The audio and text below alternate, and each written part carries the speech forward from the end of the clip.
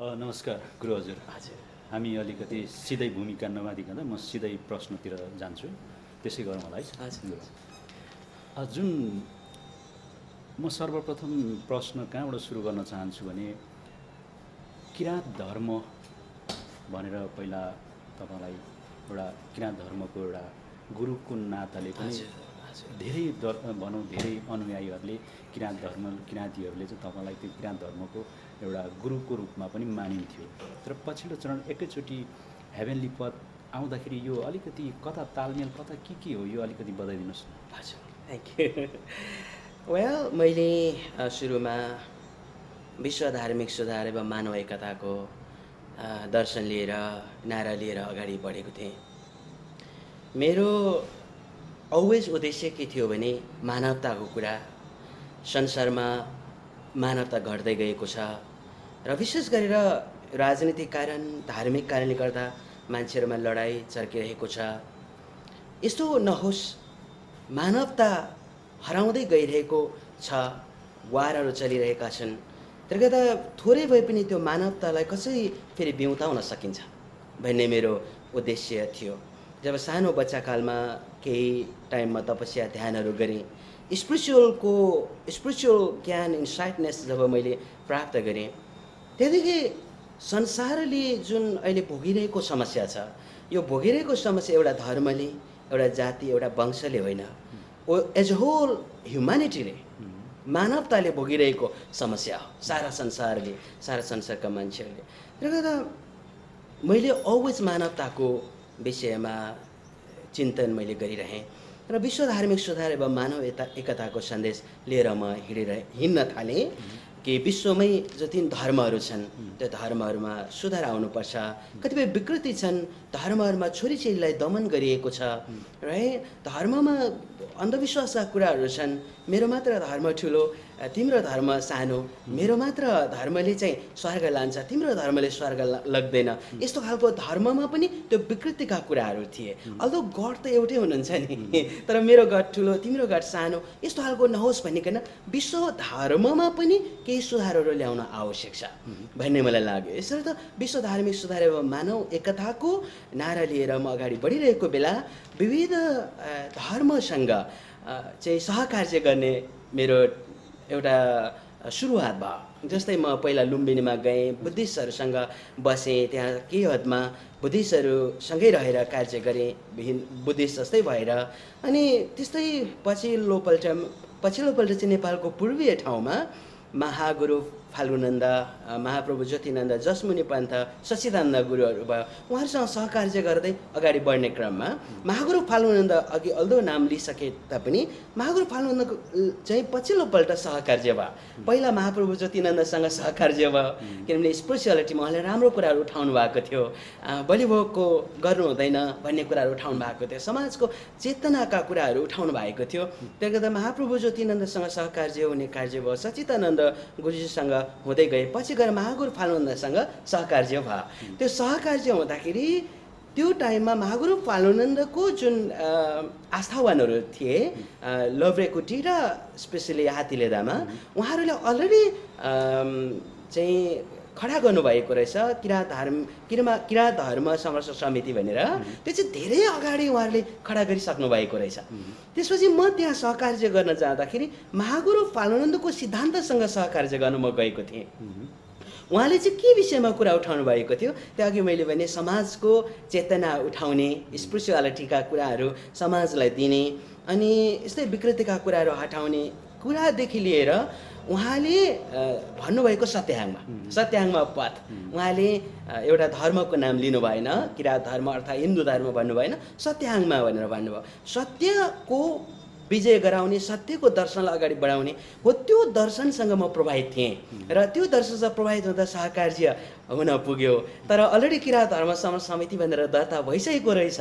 त्यसले गर्दा त्यहीबाट केही टाइमको लागि हामी चलौँ भन्ने कुराहरू भयो र त्यो प्रकारले अगाडि बढेको। अल्दो म त्यो धर्मको न त म गुरु भनेर कहिले चिनिएँ, केही समय सहकार्यको हिसाबमा अगाडि बढेको हो, तर पछिल्लो पल्टबाट चाहिँ अलिकता साँगुरिँदै गएको मैले अवस्था कुराहरू पाएँ, दर्शनका कुराहरू। इभन महागुरु फालुन्दाले दिनुभएको दर्शन, उहाँले दिनुभएको दर्शन केवल किराँतहरूको लागि मात्र थिएन, एउटा जाति वंशको लागि मात्र थिएन, विश्वको लागि थियो। अनि एउटा मात्र धर्म नाम लिँदा अर्थात् किराँत मात्र शब्द लिँदा किराँतलाई मात्र समेट्ने भयो, त्यो विश्वमा जाने भएन।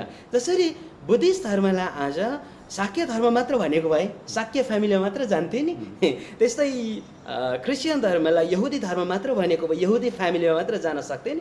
तर महागुरु फालुन्दाले केवल किराँतको लागि मात्रै नभएर विश्व मानवको लागि कुरा उठाउनु भएको थियो।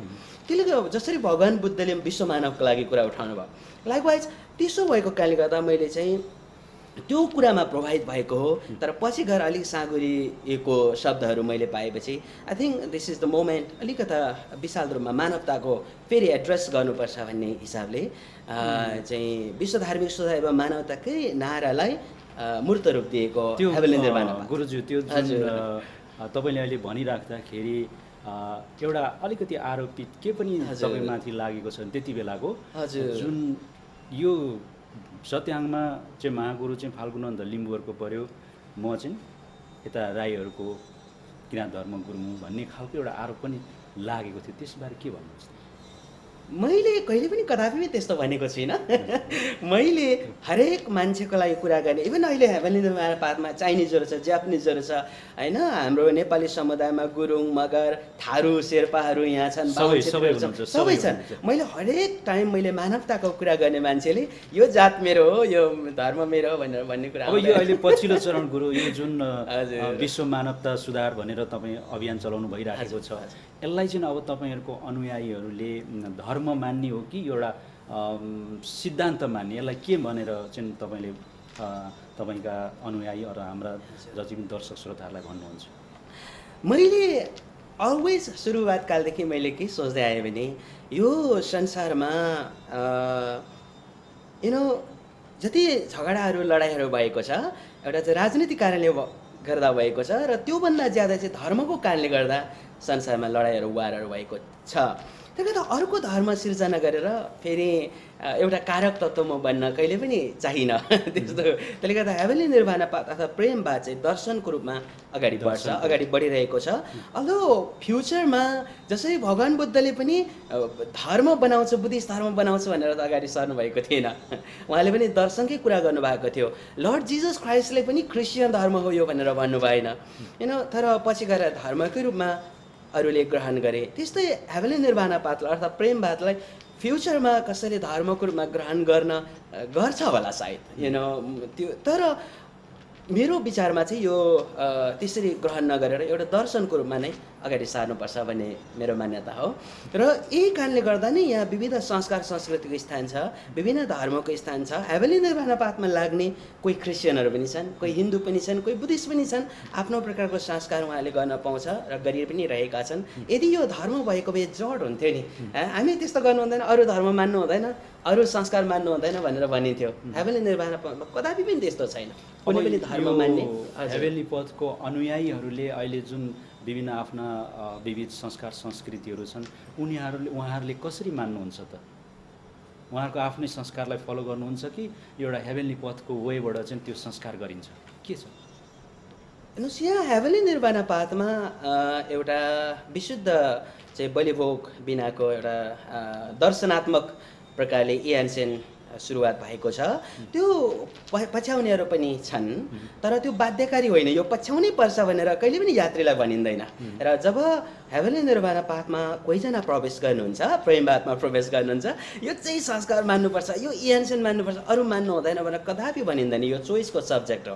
म्याक्सिमम अहिले जति यात्रीहरू छन् यहाँ हेभेनली निर्वाणा पाथ प्रेमवादलाई फलो गर्ने पछ्याउने, उहाँले आफ्नै संस्कारबाट मानिरहेका छन्। जस्तै हङकङमा म अहिले छु, हङकङमा प्रायः म्याक्सिमम चाहिँ यात्रीहरू गुरुङ सोसाइटीको हुनुहुन्छ। उहाँहरूले आफ्नै प्रकारको बुद्धिस्ट प्रकारले मान्नुहुन्छ, लामा प्रकारले मान्नुहुन्छ। यहाँनिर कोही नाक्सुङहरू छन्, धाइ बिजर फेदाङहरू छन्, उहाँहरूले आफ्नै प्रकारले चाहिँ ऋषिवाहरू मुन्दमहरू गर्नुहुन्छ। It's all right. कोही हिन्दूहरू छन्, इन्डियामा प्रायः यात्रीहरू म्याक्सिमम हिन्दू यात्रीहरू छन्, उहाँहरूले हिन्दू प्रकारले पछ्याउनुहुन्छ, रामायण पढ्नुहुन्छ, स्वस्तिनी व्रतकथा पढ्नुहुन्छ, पण्डित पढाउनुहुन्छ। It's all right. त्यसो भए यो जुन अहिले विशेष गरेर किराँत राईहरूमा अलिकति अहिले तपाईँ जुन यो भनौँ हाम्रो प्रेमवादको जुन विचारमा अलिकति असहमत देखिएको छ। कस्तो खालको असहमत देखिएको छ भने हाम्रो राई जातिहरूले पितृपूजा गर्दाखेरि चुला महत्त्वपूर्ण रूपमा चुला मानिन्छ, पितृपूजा गरेर हरेक संस्कार गरिन्छ। र हेभेनली पथमा गइसकेपछि हेभेनली पथले चाहिँ अलिकति क्रिस्चियनिटी को तरिकाको संस्कारहरू अवलम्बन गराउँदै यो राईहरूको यो संस्कारलाई चाहिँ एउटा हाम्रो संस्कारलाई भत्काउन खोजिएको भन्ने चाहिँ अहिले निकै ठुलो विवादित र आरोपित यो विषय छ। यस सम्बन्धी के भन्नुहुन्छ तपाईँ? जब चुलोको कुरा हजुरले उठाउनु भयो, चुलोको कुरामा म आफै एउटा आध्यात्मिक गुरु भएको हैसियतले मैले कुनै पनि जातिको कुरा गर्दिनँ। कुनै पनि धर्म मेरो लागि यो धर्म हो त्यो मेरो धर्म होइन भनेर भन्दिनँ। सारा धर्महरू मेरो आफ्नै लाग्छ, सारा मान्छेहरू मान्छे लाग्छ, आफ्नै फ्यामिली लाग्छ। यो ग्लोबल नै एउटा फ्यामिलीको रूपमा लिनुपर्छ, त्यो प्रकारले प्रेम भावमा ग्लोबललाई नै उन्नुपर्छ, तब विश्वमा शान्ति आउँछ, तब मानवता त्यहाँनिर जाग्छ भन्ने भाव भन्ने व्यक्ति हो म। त्यसले गर्दा एउटा जाति र एउटा वंश एउटा धर्मको मात्र म कुरा गर्दिनँ। तर वंशगत हिसाबमा म जन्मेको त राई फ्यामिलीमा हो नि, राई परिवारमा हो नि। त राई परिवारमा जन्मिँदै बित्तिकै राईहरूले मान्ने जुन चुलो छ त्यो इम्पोर्टेन्ट नै हुन्छ, त्यो सही कुरा हो। र आज मेरो घरमा दाईहरू हुनुहुन्छ, बाबा संसारमा हुनुहुन्न, दाईहरू हुनुहुन्छ, दिदीहरू हुनुहुन्छ। मेरो घरमा गएर हेर्नुभयो भने त्यहाँ चुलो छ। चुलो खेलेर फालेको, चुलोलाई मतलब अब हुन्छ नि चुलालाई नमानेको अर्थात् चुलालाई फालेको, यो कुराहरू सबै भ्रमका कुराहरू छन्। कुनै पनि यहाँ यात्रीहरूले आफ्नो प्रकारको कुलदेवता मान्नको लागि छुट्छ। हजुर, यहाँ कुनै अब यो क्रिस्चियनको कुरा जुन आरोप आएको छ त्यो चाहिँ कुन आधारमा आयो मलाई थाहा छैन है। हेभेनली निर्वाणा पाथमा सबै धर्महरूलाई चाहिँ सम्मान गरिन्छ, क्रिस्चियन धर्ममा त्यस्तो गरिन्छ जस्तो मलाई लाग्दैन। आफ्नो आफ्नो प्रकारको संस्कारमा गर्दा पनि हुन्छ, यहाँ क्रिस्चियनमा त्यस्तो हुन्छ जस्तो मलाई लाग्दैन। यहाँ अरू धर्ममा पूजा गरिएको, मन्दिरमा पूजापाठ गरेको, गुम्बामा गरेको त्यसको प्रसादहरू ग्रहण गरिन्छ, प्रसादहरू दिइन्छ भने त्यस्तो त्यहाँ लिइन्छ भन्ने मलाई क्रिस्चियनमा लाग्दैन। क्रिस्चियनसँग कसरी दाँजेर हेभेनली निर्वाणा पाथलाई हेरिन्छ त्यो चाहिँ हेर्ने मान्छेहरूको आँखामा भर पर्छ। त्यस्तो चाहिँ कदापि पनि यो होइन, यो आरोप मात्र हो। अब गुरु हजुर, हामी अब यो अहिले पछिल्लो चोटि तपाईँको जुन यो हेभेनली पथको बारेमा हजुर हाम्रो भद्रकुल किराँतीबाट लेखिएको भनिएको छ, हजुर त्यो पुस्तक लेखिसकेपछि बजारमा आइसकेपछि धेरै बजारमा आइसकेपछि तपाईँले पनि त्यसको एउटा खण्डनको रूपमा फेरि पुस्तकै निकाल्नु भएको छ। यो आवश्यक थियो र? मैले आफैले चाहिँ आवश्यक ठानेको थिइनँ। हिलोमा कोहीजना छ र हिलो आफू जानुपर्छ भन्ने मलाई लाग्दैन। तर कतिपय मान्छेहरूले र स्पेसली यात्रीहरू छन्, कतिले मान्छेले यो चिज देख्छ कि गुरु हजुरले सबै गरिरहेछ, जे गरिरहेछ त्यस्तो होइन। संस्थागत निर्णय पनि हुन्छ नि, यहाँ संस्था इन्डिपेन्डेन्ट छ, आफ्नै प्रकारको डिपेन्डेन्ट ममा छैन, इन्डिपेन्डेन्ट रूपमा चलिराखेको छ संस्था। हाम्रो सङ्घहरू हेभेनली निर्वाणा पाथ भनेर नेपालमा पनि यो उहाँहरूको निर्णय हो। र बुक इनफ्याक्ट मैले आफैले लेखेको पनि होइन, यो चाहिँ सङ्गत नै उहाँहरूले नै लेख्नु भएको हो। मेरो इन्टरभ्यू चाहिँ छ त्यहाँ बुकमा, काफी मैले दिएको छु। संस्कार संस्कृतिको सवालमा अरू विषयमा मैले इन्टरभ्यूमा मैले केही बोलेको छु। र सङ्घको निर्णय हो, अनि सङ्घलाई लाग्यो कि उहाँहरूले मलाई भनेअनुसार चाहिँ उहाँलाई लाग्यो यो बुक चाहिँ यात्रीहरूको लागि होइन, किनभने यात्रीहरू त प्रभाव हुने नै छैन। यात्रीहरूलाई थाहा छ यहाँनिर अब 17-18 वर्ष अगाडिदेखि हिँडेका यात्रीहरू छन्। म 15 वर्ष हुँदाखेरि 15 वर्षको हुँदादेखिको यात्रामा लाग्ने निरन्तर यात्रीहरू अहिले पनि छन्, उहाँहरू लागिरहनु भएको छ। उहाँलाई थाहा छ नि, यात्रीहरूलाई प्रायः थाहा छ के सत्य हो के सत्य होइन भनेर। तर बाहिरबाट जब प्रश्नहरू उठिरहेको अवस्थामा, जस्तै सङ्गत प्रश्नहरू आइरहेको बेला यो गुरु हजुरलाई यस्तो आरोप आएको छ, यो सही नै हो त भन्दाखेरि होइन त्यो सही हो कि होइन भनेर बोलिरहनु भन्दा बुक नै थमाइदिउँ उहाँहरूलाई, के सही हो के राइट हो के राइट होइन भन्ने हिसाबले उहाँले बुक निकाल्नु भएको। हेभेनली पथको जुन बारेमा चाहिँ लाई समग्र समिष्टगत रूपमा मैले त्यहाँ सम्बोधन गरेँ। जुन लगाइएको आरोप छ, हजुर भद्रकुल किराँतीबाट लेखिएको पुस्तकमा तपाईँमाथि धेरै प्रकारका आरोपहरू लागेका छन्। हजुर, त्यो आरोपबारे के भन्नुहुन्छ तपाईँ? त्यो विषयमा मैले खासै भन्ने कुराहरू धेरै छैन। उहाँले किन आरोप लाउनुभयो, के कारण के उद्देश्यले लाउनुभयो त्यो मलाई थाहा छैन। संस्कार संस्कृति बचाउने हिसाबले उहाँले त्यो प्रकारले उठ्नु भएको जस्तो पनि लाग्दैन। आज अल्दो धेरैलाई लाग्छ कि उहाँले जस आरोपित मित्र हुनुहुन्छ उहाँले चाहिँ संस्कार संस्कृतिको माया गरेर चाहिँ आरोप लाउनु भएको, अर्थात् त्यस्तो खालको बुकहरू लेख्नु भएको भनेर अरूले अन्डरस्ट्यान्ड गर्छ होला। तर त्यो रूपमा मैले अन्डरस्ट्यान्ड गरेको छुइनँ। किनभने यदि संस्कार संस्कृतिको माया छ भने, र हावेली निर्वाणा पाठले कहिले पनि संस्कार संस्कृतिलाई नामेट गरेको छैन र गर्नेवाला पनि कदापि छैन। हावेली निर्वाणा पाठ एउटा धर्मको रूपमा आएको भए यो संस्कार मान्नुपर्छ, यो जड हुनुपर्छ, यो मात्र सही हो भनेर भन्थ्यो पनि होला। तर हावेली निर्वाणा पाठमा त्यो कदापि पनि छैन। त्यसले गर्दा कुनै पनि संस्कार संस्कृति मान्नको लागि हावेली निर्वाण अब्सोल्युटली फ्रिडम छ, अब्सोल्युटली छुट छ एउटा कुरा। तर यदि उहाँहरूले लाग्यो होइन साँच्चै नै हावेली निर्वाणा पाठ प्रेमवादको कारणले गर्दा संस्कार संस्कृति नामेट भएकै छ, हुँदै नै छ भनेर लागेकै हो भने त हामी आएर उहाँ कुरा गर्न सक्नुहुन्थ्यो नि। जो लेखक मित्र हुनुहुन्छ काठमाडौँको सेमिसङमा आएर पनि बस्नुभएको रहेछ केही टाइम, त्यहाँको भजन गाउने मित्रहरूसँग साथी पनि बन्नुभएको रहेछ। अब त्यसरी आउने म पनि काठमाडौँ सेमिसङमा कति बस्थेँ होइन, आएर चाहिँ उहाँले भन्न सक्नुहुन्थ्यो होइन यो संस्कार संस्कृति चाहिँ अलिकति नामेट हुँदैछ कि भनेर भन्नुभएको भए, सजेस्ट गर्नुभएको भए म उत्तर दिन्थेँ। र यदि हो त्यो चिन्तनशील नै उहाँले उठाउनु भएको सब्जेक्ट थियो भने त्यो अनुसार चिन्तन गरेर अघि बढ्नमा कुनै समस्याको विषय थिएन। तर विविध बुकहरू लेखेर नचाहिँदो आरोप लान्छनाहरू बुनेर है लेख्नु भएको रहेछ उहाँले। त्यो कुन उद्देश्यले लेख्नु भएको छ त्यो मलाई थाहा छैन। यो हेभेनली पथको अहिले जति पनि नेपाल मात्रै नभएर विश्वमा अहिले धेरै अनुयायीको सङ्ख्याहरू वृद्धि भइरहेको छ। हजुर, हामीले पनि देखिराखेका छौँ। यसरी यस्तो वृद्धि भइराखेको अनुयायीहरूको अवस्थालाई देखेर उहाँले भनौँ एउटा कहिले कहिले हाम्रो मानसिकतामा के हुन्छ भने एउटा हाम्रो के भन्छ हाम्रो स्वाभाविक रूपमा मानवको कमजोरी पनि त्यो आरिस गर्ने चलन छ। त्यो त गरे हो तपाईँको विचारमा त्यो पनि भन्नु मिल्छ? सायद हुनसक्छ त्यो पनि होला। तर उहाँको उद्देश्य के हो, सायद उहाँ कुनै ठाउँबाट परिचालित पनि हुनुभएको छ र त्यो म अहिले सबै कुरा नभनौँ। तर त्यसको एभिडेन्सहरू प्रमाणहरू पनि रहेछ। कतिपय यात्रीहरूले म त्यो खोजी निन्दा गर्ने मेरो काम हुँदै होइन। मैले दर्शनलाई, प्रेमको दर्शनलाई अगाडि बढाउने मेरो काम हो। कसले के भन्दैछ, कसले विरोध गर्दैछ, कसले नराम्रो भन्दैछ, कसले राम्रो भन्दैछ त्यो कुरामा मेरो त्यति ध्यान जाँदैन। असल काम गर्नुपर्छ, सही काम गर्नुपर्छ मात्र मेरो चाहिँ त्यो उद्देश्य हो र त्यो रूपमा अगाडि बढिरहेको छु। तर कतिपय सुन्नमा आउँछ र विशेष सूत्रबाट आइसकेको छ उहाँ परिचालित हुनुहुन्छ। र यो जुन अब फेरि अर्को कुरो र यो यो भन्दा परिचालित हुनुहुन्छ र त्यो परिचालित हुनुको कारण चाहिँ राजनीतिक कारण हो।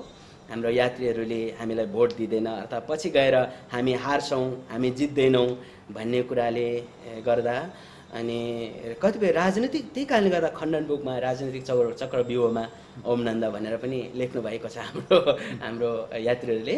सो अलिक केही राजनीतिक स्वार्थ देखिन्छ र राजनीतिक स्वार्थबाट चलाइएको देखिन्छ उहाँलाई। गुरु हजुरले पनि अहिले त्यसकै विषयमा खण्डन गरिएको पुस्तक निकाल्नु भएको छ भन्ने सुनिएको छ। त्यसमा पनि सबै कुराहरू तपाईँले त्यसलाई समावेश गर्नुभएको छ होला नि? हजुर, त्यहाँ छ।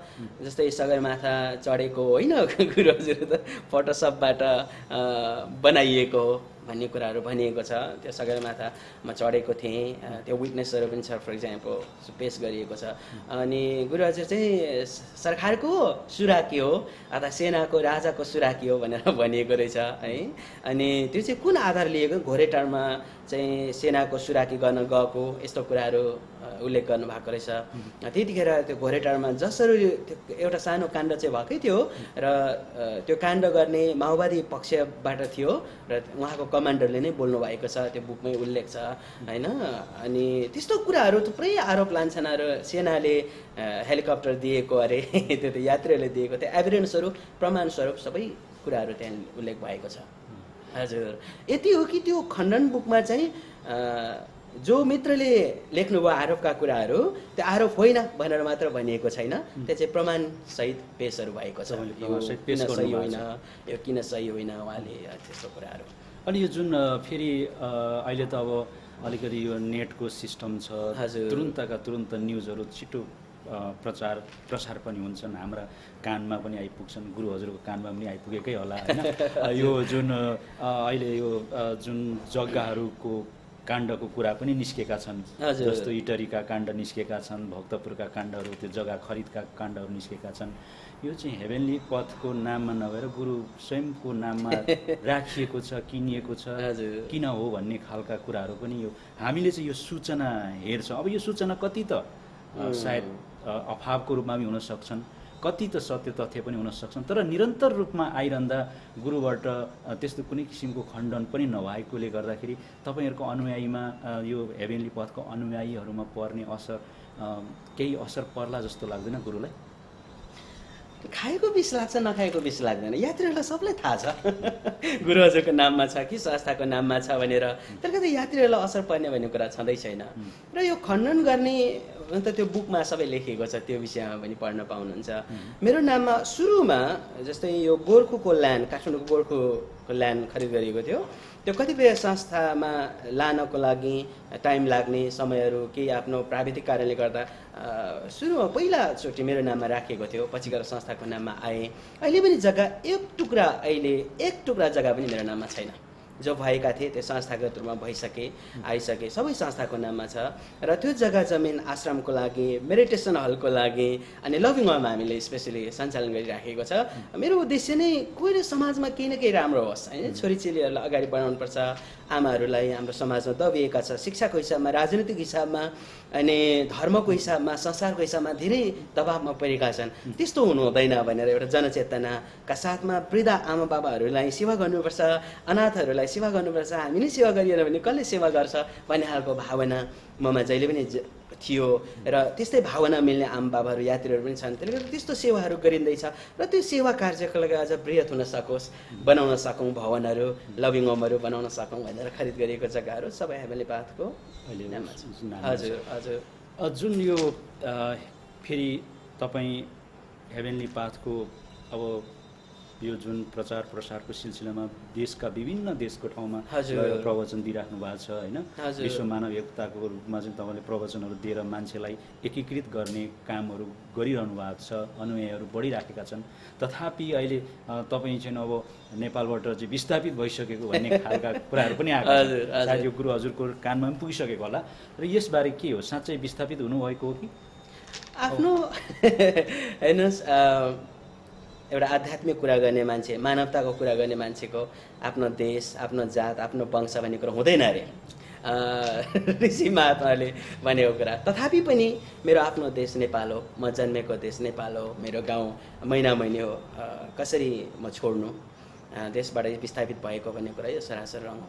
यो नेपाली नागरिकता पासपोर्टहरू सबै त्यागिसकेको, क्यानाडाको चाहिँ उहाँले चाहिँ लिइसक्नु भएको छ भन्ने खालको कुराहरू आएको छ। अफकोर्स होइन, यो मेरो यात्रीहरू, संसारमा जो यात्रीहरू छन् एक ठाउँमा मात्र छैन, एउटा देशमा मात्र छैन, धेरैवटा देशहरूमा फैलिएर रहेको छ। त्यसले गर्दा एउटा चाहिँ के मैले महसुस गरेँ पछि भने कतिपय देशमा जानको लागि नेपाली पासपोर्टबाट भिजा लाग्नु पनि धेरै गाह्रो हुने, जस्तै इभन हङकङ आउनु पनि धेरै गाह्रो छ नेपालीहरूलाई है। अहिले त्यस्तै छ हामी नेपालीहरूमा त्यो खालको, हामी नेपालीहरूले नै कति सिस्टम बिगाऱ्यौँ होला, अर्थात् सपार्यौँ होला, त्यो आफ्नै ठाउँमा छ। तर नेपाली पासपोर्ट भन्ने बित्तिकै विदेशमा जानको लागि निकै कठिनाइ हुने। तर म त बाहिर कन्ट्रीतिर यात्रीहरू ठाउँ ठाउँमा गइराख्नुपर्छ र यो मानवताको जुन सिद्धान्त छ, प्रेमको सिद्धान्त छ, यो कुनै पनि देशमा मात्र सुट हुने कुरा होइन, यो संसारभरि नै आवश्यकता छ, वर्ल्ड वाइड नै आवश्यकता छ। म वर्ल्ड वाइड जाने क्रममा चाहिँ भिजाको चाहिँ प्रब्लमहरू हुने त्यो चाहिँ नहोस् भनिकन कुनै पनि देशको पासपोर्टहरू लिनको लागि एउटा ठिकै होला जस्तो मलाई लाग्यो। र म कुनै पनि कन्ट्रीको लिन सक्थेँ, जस्तै जापानको पनि लिन सक्थेँ, अथवा युएसएको अथवा युकेको म लिन सक्थेँ। तथापि मैले एउटा क्यानाडा पिसफुल कन्ट्री भएको कारणले गर्दा त्यो चुज गरेर मैले लिएको हो। र त्यहाँबाट अहिले भिजाको जुन कुरा छ त्यो सहज छ मलाई ठाउँ ठाउँमा जानु। तर त्योभन्दा अरू उद्देश्य, नेपाल त्याग्नुको उद्देश्य अर्थात् बाहिर जानुको उद्देश्य कुनै पनि मेरो त्यस्तो छैन। कुनै पनि कन्ट्रीमा जानको लागि प्रोग्रामहरूको लागि त्यसलाई सजिलो भइरहेछ र नेपालमा अब अफकोर्स त्यो अवैधानिक हुने भएको कारणले गर्दा केही टाइमको लागि मैले सरकारलाई बुझाएको छु तर हामी सबलाई थाहा छँदैछ नेपालको संविधानमा अलिकति व्यवस्था छ नि दोहोरो नागरिकताको कुरा नागरिकताको कन्टिन्युटी अर्थात् नागरिकको निरन्तरता भन्ने अलरेडी संविधानमा भइसकेको छ र यो प्रक्रियामा आउनु केही टाइम बाँकी छ परराष्ट्र मन्त्रालय अन्तर्गत एनआरएनसँग क्लोजमा हाम्रो यात्रीहरू हाम्रो अर्गनाइजेसनका कार्यकर्ताहरू छन् र उहाँहरूको भनाइअनुसार यो 4-5 महिनामै फेरि प्रक्रिया सबै कम्प्लिट भइसक्छ त्यसपछि फेरि पुनः नागरिकता लिने मेरो इच्छा छ अहिले एनआरएन छ सबै छ हजुर जुन अहिले तपाईँ अहिले विश्वको रूपमा निकै गड एन्जलको रूपमा पनि चिनिनुहुन्छ सबैले मान्छ त्यति हुँदाहुँदै नेपाली पासपोर्ट लिएर जाँदा तपाईँलाई पनि समस्या अफकोर्स भिजालाई लगाइराख्नु पर्यो अप्लाई गरिराख्नु पर्यो होइन समस्याहरू कति ठाउँमा भयो नै मलाई पहिला हुँदो रहेछ हजुर हजुर यो ठिक छ यो पनि एउटा समस्या हो अहिले अलिकति हाम्रो नेपालको राजनीतिक माहौलले पनि अब त्यो अलिकति आफ्नै ठाउँमा छ अब हामी यो लागु जस्तो यो अहिले तपाईँ विदेशतिर लागिरहँदाखेरि अहिलेसम्म अनुयायीको सङ्ख्या बताउन मिल्छ एक्ज्याक्टली अनुयायीको सङ्ख्याहरू बताउन सकिँदैन होला किनभने दिनानुदिन बढी पनि रहेको छ होइन एक्ज्याक्टली यति नै छ भनेर भन्न सकिँदैन तर लाखौँको सङ्ख्यामा लाखको सङ्ख्यामा छ तपाईँ महिनै पछि कतिचोटि बाहिर जानुहुन्छ प्रायः म देशमा एउटा कन्ट्रीमा 1 महिनासम्म कम्प्लिटली रहेको त्यस्तो रेकर्ड अलिक पछिल्लो पहिला थियो तर त्यस्तो छैन अहिले म प्रायः घुमि नै रहेको हुन्छु अब प्रोग्रामहरू छ जस्तै नेपालमा प्रोग्राम सेटअप भएको छ महिना दिनको लागि 2 महिना 3 महिनाको लागि सेटअप भएको छ कन्टिन्युटी हो भने त रहन्छु नत्र चाहिँ प्रायः बाहिर कन्ट्री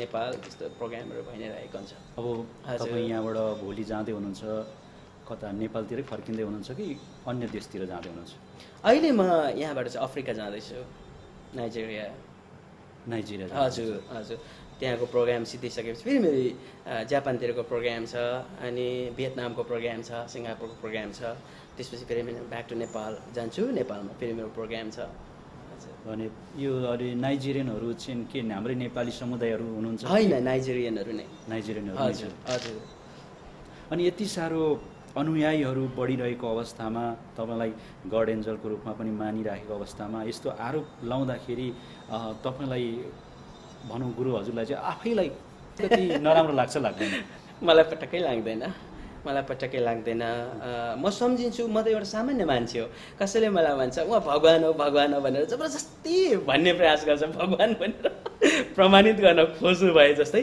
गरेर भन्नुहुन्छ म आफूलाई कहिले भगवान मानिनँ आफूलाई एउटा सानो स्पिरिचुअल मान्छे हो म स्पिरिचुअल बटुवा यात्री भन्छु अन्तिका एउटा बटुवा जसले चाहिँ समाजमा अलिक स्पिरिचुअल आध्यात्मिक ज्ञानहरू फैलोस् प्रेम भावको ज्ञानहरू फैलोस् करुणा भावको ज्ञानहरू फैलोस् होइन अहिले यो स्वार्थको जुन भाव छ यो स्वार्थको भावहरू घटोस् घृणाको भावहरू घटोस् भनेर त्यो खालको विचारमा केही गर्न सकिन्छ केही चाहिँ सुधार गर्न सकिन्छ समाजमा परिवर्तन गर्न सकिन्छ कि भनेर अगाडि बढिरहेको मान्छे म एउटा सामान्य मान्छे म कसैको लागि छोरा कसैको लागि भाइको रूपमा आफूलाई म लिन्छु भगवानको रूपमा म कहिले लिँदिनँ म जस्तो सामान्य मान्छेलाई आरोप आउनु यो लान्छन आउनु नराम्रो भनेर यो केही पनि होइन जस्तो लाग्छ भगवान बुद्ध जस्तो व्यक्तिलाई भगवानलाई त्यति ठुलो आरोप आयो त्यति ठुलो देवदत्तले उहाँलाई मार्नको लागि अन्तिम समयसम्ममै नै भगवान बुद्धलाई मार्नको लागि प्रयास गरिए होइन अनि अन्तमा चाहिँ यस्तो पनि कन्ट्रोभर्सियल एउटा कुरा छ सुँगुरको मिट खुवाएर भगवान बुद्धलाई मारियो अन्तमा त्यो कन्ट्रोभर्सियल कुरा हो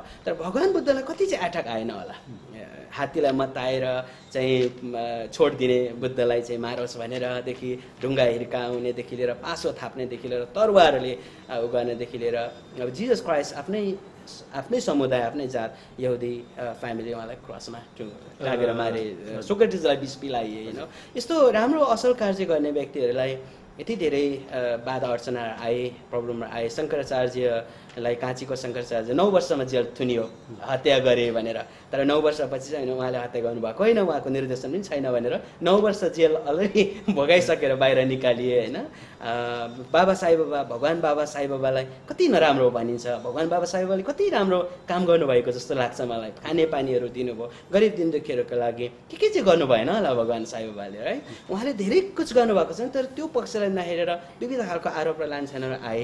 उहाँहरू जस्तो महान व्यक्तिहरूलाई ऋषि महात्माहरू लाग्छ भने मलाई यो सामान्य आरोप लान्छन् आउँदा खासै ठुलो कुरा लाग्दैन। गुरु हजुरलाई चाहिँ अब अनुयायीहरूले एउटा गुरुको रूपमा मानिरहँदा, भगवानको रूपमा मानिरहँदा मान्दाखेरि तपाईँलाई अहिले अघि पनि कुरा आयो, मलाई त्यस्तो मान्नुहुन्छ तर त्यो तरिकाले नजाँदा हुन्छ भन्ने खालको कुरा आयो। हजुर, कसरी भन्नुहुन्छ तपाईँलाई अनुयायीहरूले गुरु हजुर एउटा भगवानको रूपमा मान्दाखेरि? हजुर, मलाई भगवानको रूपमा कुनै यात्रीले मानेको छैन, कसैले पनि भगवानको रूपमा मलाई हेरेको छ भन्ने मलाई लाग्दैन। मलाई एउटा सामान्य व्यक्ति गुरु अगुवाको रूपमा लिनुभएको छ। बास त्यो रूपमा म आफूलाई एउटा छोराको रूपमा, आफूलाई एउटा प्रायः म आमा बाबाहरूको लागि छोराको रूपमा, भाइको रूपमा यसरी म प्रस्तुत हुन मन पराउँछु। गुरु हजुर, यो जस्तो अहिले गड एन्जलको कुरा आयो, अब यो सुप्रिम कमान्डर भन्ने शब्द छ नि, यो चाहिँ प्राय आर्मीमा लाग्ने यो शब्द जस्तो लाग्छ है। यो सुप्रिम कमान्डर भनेर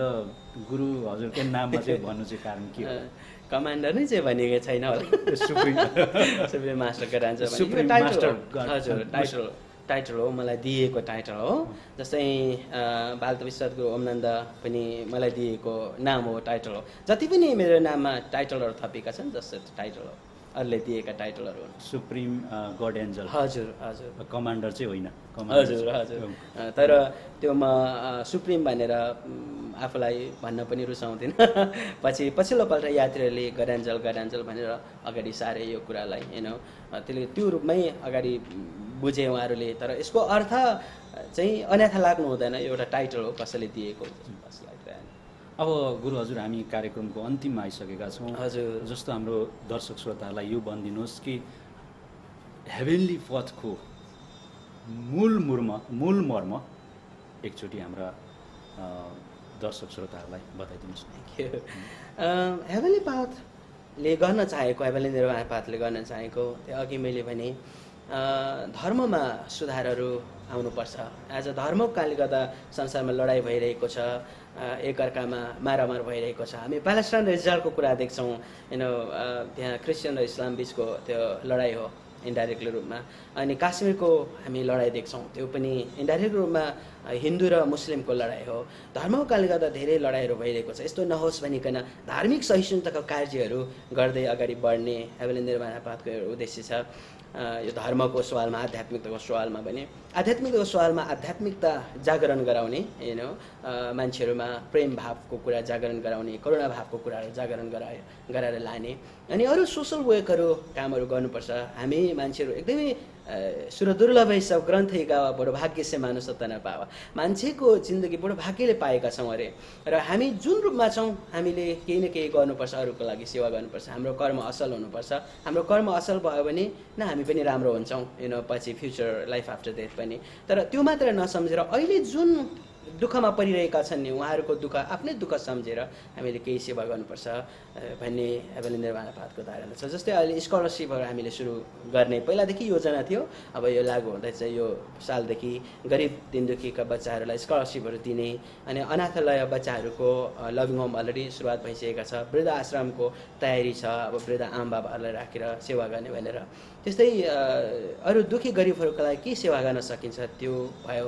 एनिमल्स प्रोटेक्सनको, एनिमल्स राइट्सको लागि पनि केही कार्यहरू एनिमल्सहरूको लागि पनि भइरहेको छ। र अब अझ राम्रोसँगले हुने योजनाहरू छन्। अनि हामीले यो गत भूकम्पमा नेपालमा धेरै क्षति गर्यो, त्यो समयमा सेवा गर्ने केही अवसर मिल्यो। ठाउँ ठाउँमा गइयो, भूकम्प पीडितहरूको लागि घरहरू बनाइदिने कार्यहरू भए। जस्तै माझी गाउँमा 46वटा घर थाई सोसाइटीसँग मिलेर कार्यहरू भए। त्यस्तै घरहरू बनाउने र ठाउँ ठाउँमा चामलहरू पुर्याउने, खाद्यान्नहरू जहाँ छैन, कमलहरू जहाँ लाउने कपडाहरू छैन त्यहाँनिर पुर्याउने कार्यहरू भयो। यो खालि इक्जाम्पल मात्र मैले दिइराखेको छु। र अहिले बाढी पहिरो नेपालमा ज्यादै गइरहेको छ, त्यहाँ सेवाको लागि हाम्रो युवाहरू खटिराखेका छन्। यस्तो यस्तो कार्यहरू गरेर जाने हो। कसैको संस्कार नामेट गर्ने, कसैको धर्म नामेट गर्ने, भगवान आफै बनि त पल्ने, यो खालको उद्देश्य हेभेनली निर्वाण पाथको छैन। हेभेनली निर्वाण पाथको उद्देश्य अलवेज हामी केही न केही समाजमा गर्नुपर्छ, हामी पनि रेस्पोन्सिबल बन्नुपर्छ। यो वर्ल्ड चाहिँ, ग्लोबल चाहिँ एउटा सानो फ्यामिलीको रूपमा लिनुपर्छ र त्यो फ्यामिलीमा प्रेमको भाव हामीले जगाउनुपर्छ। र प्रेम भावले नै संसारमा शान्ति आउँछ। अरू जसरी टाउको दुख्दाखेरि हामी पेनकिलर खान्छौँ, टाउको दुख्दा एक खालको सिथामोल खान्छौँ, त्यसले जबसम्म खाँदैनौँ तब निको हुँदैनौँ नि। त्यस्तै शान्तिको लागि चाहिँ प्रेम अत्यन्त आवश्यक छ। यसै कारण if peace were a tree love is its roots, हाम्रो भनाइ छ। यदि रुख चाहिँ वृक्ष चाहिँ शान्ति हो भने चाहिँ जरा चाहिँ प्रेम हो। प्रेम बिना, जसरी जरा बिना रुख खडा हुन सक्दैन, प्रेम बिना शान्ति सम्भव छैन। यस्तो खालको भाव लिएर अगाडि यो बढेको हेभेन्ली निर्वाणा पाथ प्रेमवाद। गुरु हजुर, म बिट मार्नभन्दा अलिकति अगाडि जुन यो भाषाको कुरा पनि आयो, भाषा निकै भाषाको ज्ञाता हुनुहुन्छ भन्ने सुनेको थिएँ। यो मेरो सुनाइ मात्रै हो कि सत्यता के हो? हजुर, केबाट भाषा, 2-4वटा भाषा त प्रायः सामान्य मान्छेले बोलिहाल्छ नि। म पनि सामान्य मान्छे हो, 1-2वटा 2-4वटा भाषा बोल्दा त्यस्तो खाले अचम्मै मान्नुपर्छ जस्तो लाग्दैन मलाई। यो मिराकल चाहिँ मान्नुपर्छ भन्ने मलाई लाग्दैन। यो सानो कुरा अहिले जुन सर ले क्वेसन गरेमा अघि एउटा सानो कुरा मलाई भन्न मन लागेको थियो। जस्तै चुलोको विषयमा आज बहुत धेरै कुराहरू उठाइरहेछ। गुरुले चाहिँ चुलो उखेल्न लगाएको यहाँ त्यहाँ गरेको भने त्यो चाहिँ थोरै भन्न एड गर्न मन लागिरहेको। मैले कदापि पनि चुलो उखेल्नको लागि आदेश पनि दिएको छैन र त्यस्तो भएको पनि छैन। मेरो आफ्नो घर, मेरो दाइहरू राई हो, मेरो दिदीहरू राई हो, म राई फ्यामिलीमा जन्मेको, त्यहाँ चुलो छ। घरमा गएर हेर्ने हो भने मलाई बरु चुलो अहिले कसरी समाप्त हुँदैछ भने, जस्तै अहिलेको प्रविधि छ, स्टोभको प्रविधि आयो होइन, प्रेसर कुकरको प्रविधि आयो, राइस कुकरको प्रविधि आयो। पहिला त चुलोमा पकाएर खाने चलन थियो नि, अहिले त्यो चलनहरू हराउँदै गए। यो अहिलेको प्रविधिले बरु हराउँदै गयो होला, तर हेभेन्ली निर्वाणा पाथको कारणले गर्दा कहिले पनि हराएको छैन। र यात्रीहरूलाई आफ्नो चुलो मान्ने एकदमै छुट छ। फरक यति हो, बलि चाहिँ नगरौँ भन्ने। ईश्वरको नाममा, पुर्खाको नाममा रगत चढाउनु त्यति राम्रो होइन कि, किन अरू प्राणीको जीवन लिएर धर्म गर्दैछु। अरूको जीवन लिनु त पाप हो नि, धर्म होइन। त्यसले गर्दा अरू प्राणीको जीवन लिनु चाहिँ पाप हो, यो धर्म होइन। र हाम्रो पुर्खाहरूलाई खुसी पार्न पनि सकिन्छ जस्तो लाग्दैन एनिमल सेक्रिफाइस गर्दा नै। यो कुरा भन्दाखेरि धेरैले विरोध गर्छ। फेरि पनि गुरुले चाहिँ यसरी हाम्रो क्रिया संस्कारको विरोध गर्नुभयो। हामी त बलि चढाउँदै आयौँ चुलोमा, अनि बलि नचढाउनु भनेर भन्नुहुँदैछ, हेर्नुहोस् त विरोध गरेको भन्ने होला। मैले यो विरोध गरेको होइन, मेरो खालि एउटा सेन्टिमेन्ट, मेरो आफ्नो विचार मात्रै मैले पोखेको हो कि यो सुरुवात कालदेखि नै थियो त। जस्तै जाँडोसीको कुरा गर्दा सुम्निमा पारुवाङ थेवासम युमासमकै पालादेखि भयो भनेर कतिले भन्छन् कि युमासम थेवासमको पालामा भएको हो त, ढुङ्गे युगदेखि भर्खर आगो प्रयोग गर्यो।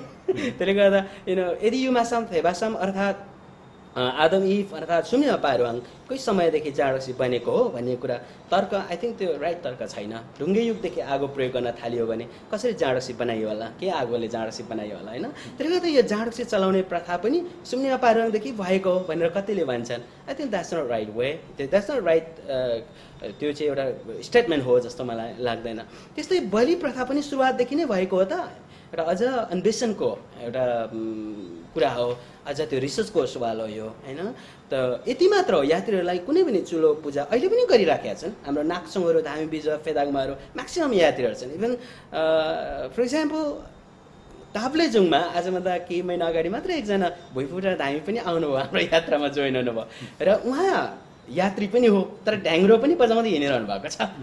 उहाँले पूजाआजा पनि गरिरहनु भएको छ। फरक यति मात्र उहाँले चेन्ज ल्याउनु भयो। पहिला बलि भालेहरू काटेर चढाउनुहुन्थ्यो, अहिले चाहिँ फलफुलले गर्नुहुन्छ होइन। त्यस्तै राईहरूमा जुन चुलो छ त्यो पूजा गर्न एकदमै इट्स ओके होइन। संस्कार संस्कृति, म अल्दो एउटा मानवताको कुरा गरेर एउटा धर्म र एउटा संस्कारको कुरा गरिरहनु मैले हुँदैन। त एउटा धर्म, एउटा जात, वंशको कुरा मात्र गऱ्यो भने मानवताको कुरा त्यहाँ आई थिङ्क त्यो मानवताको कुरामा एउटा मात्र भन्ने हुन्छ होइन। यो पनि मानवता भए त एउटा जातीय कुरा भएन जस्तो भान हुन्छ। तर आई मिन जब संस्कार संस्कृतिको कुरा गर्दा आफ्नो संस्कार, आफ्नो भाषा, आफ्नो वेशभूषा यो बचाउनु भनेको नराम्रो कुरा कदापि पनि होइन नि। हाम्रो पुर्खाहरूलाई रियली हामी सम्मान गर्छौँ भने लेट्स डु द्याट। हामीले आफ्नो संस्कार संस्कृतिलाई बचाउनुपर्छ।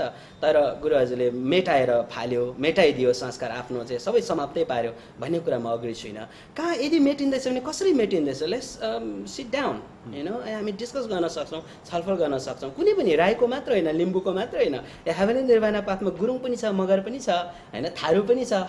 सबै बसेर आफ्नो आफ्नो संस्कारहरू कसरी, यदि हेभेन्ली निर्वाणा पाथको कारणले गर्दा कहीँ विचलन आउँदैछ भने हामी किन त्यसलाई सुधारेर हामी बहस गरेर छलफल गरेर कसरी लान सकिन्छ, त्यो गर्न सकिन्छ नि। त्यो ठुलो कुरा हुँदै होइन। त्यो एड गर्न चाहन्थेँ म। हजुर हजुर।